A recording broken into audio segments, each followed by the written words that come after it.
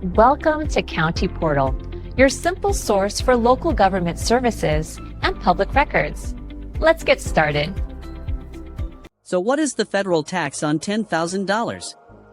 The answer might surprise you, because it could be zero, or it could be over $3,000. The truth is, there is no single answer to this question because it completely depends on your personal financial situation. The US has a progressive tax system, which means the tax rate depends on your total income, and it also matters where that $10,000 came from. Let's break down a few common scenarios to see how different the tax can be. First, let's imagine the $10,000 is the only money you earned all year. If you are a single filer, the standard deduction is currently over $12,000. The standard deduction is an amount of money the government lets you earn without paying any income tax on it. Since your $10,000 of income is less than the standard deduction, your federal income tax in this case would be a big, fat zero. You wouldn't owe anything. Now, let's look at a more common situation. What if you already have a job paying you $50,000 a year and you get a $10,000 bonus? This bonus money is considered supplemental income. It gets added on top of your existing salary, meaning it will be taxed at your highest marginal tax rate.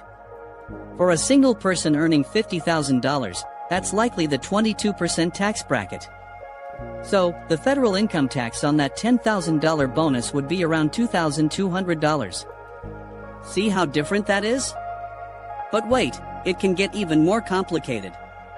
What if you earn that $10,000 from a side hustle, like driving for a rideshare service or doing freelance work? In this case, you're considered self-employed. You have to pay self-employment tax, which covers Social Security and Medicare, and that rate is 15.3%. That's $1,530 right off the top. On top of that, you still have to pay regular federal income tax on the remaining profit.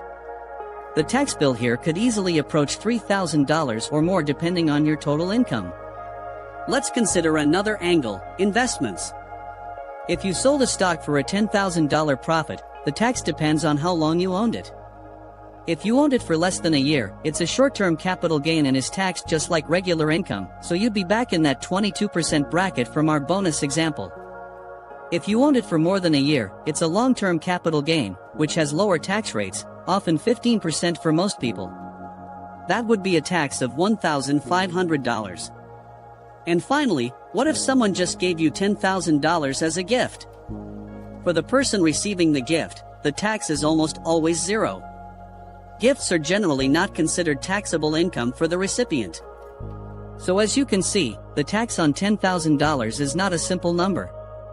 It depends on your total income, your filing status, and the source of the money. It highlights just how important context is when talking about taxes.